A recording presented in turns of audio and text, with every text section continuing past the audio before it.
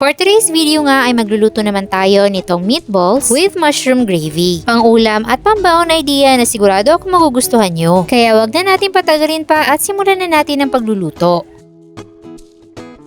Meron tayong 1/4 kilo ng ground pork at lalagyan natin yan ng minced garlic, minced onion, minced carrots, at spring onions. Tapos titimplahan natin ng 1/2 teaspoon ng asin, ground black pepper, all-in-one seasoning of your choice, 1 tablespoon ng oyster sauce, isang itlog as binder, tapos haluin muna natin konti,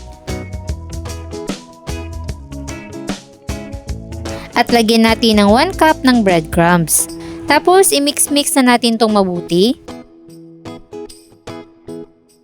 At this point, gumamit na ako ng kamay para mahalo ng maayos yung ating mixture. Pagkatapos mahalo ay mag-scoop lang tayo ng 1 kutsara ng ating meat mixture at simulan na natin gumawa ng meatballs. So depende na sa inyo kung gaano kalaki yung meatballs na gusto nyong gawin. Pwede ring mas maliliit para mas marami yung serving. Medium size na meatballs yung ginawa ko at marami-rami rin yung ating nagawa. Pagkatapos nito ay ipiprito naman natin to sa mainit na mantika. Mas maganda kung marami-raming mantika yung gagamitin nyo. Huwag nyo rin ito i-overcrowd at lutuin lang ito by batch. Pagkatapos ng ilang minuto ay baliktarin naman natin para yung kabilang side naman yung maluto. At kapag ganito na ang itsura, golden brown na yung ating meatballs ay pwede na natin yung hanguin. Ngayon naman ay gagawa na tayo ng ating mushroom gravy. Gagamit tayo ng 1/4 cup ng butter at magisa muna tayo ng sibuyas. Kapag aromatic na ay isunod naman natin ang mushrooms.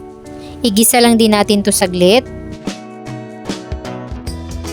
Then maglalagay na tayo ng 1 kutsarang harina or all-purpose flour. Haluin natin itong mabuti hanggang sa matunaw. Tapos ay maglalagay na tayo ng 1½ cup ng tubig. Titimplahan natin yan ng 2 tablespoon ng toyo, 1 pack ng all-purpose cream, at haluin na natin itong mabuti. Noong nag-start ng kumulo, dinagdagan ko pa ng 2 tablespoon ng toyo at nagtimpla na rin ako ng paminta at all-in-one seasoning din. Kapag okay na ang lasa at kumukulo na itong sauce, ay pwede na nating ihalo ang ating meatballs.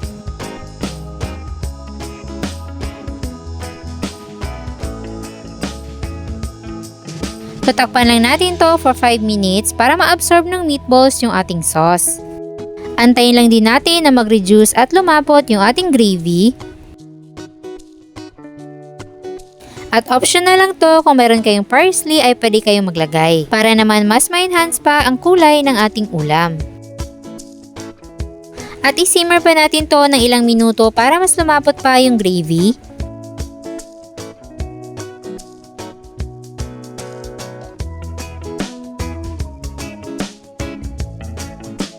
At ayan, pwede na natin itong kainin kasama ang mainit na kanin.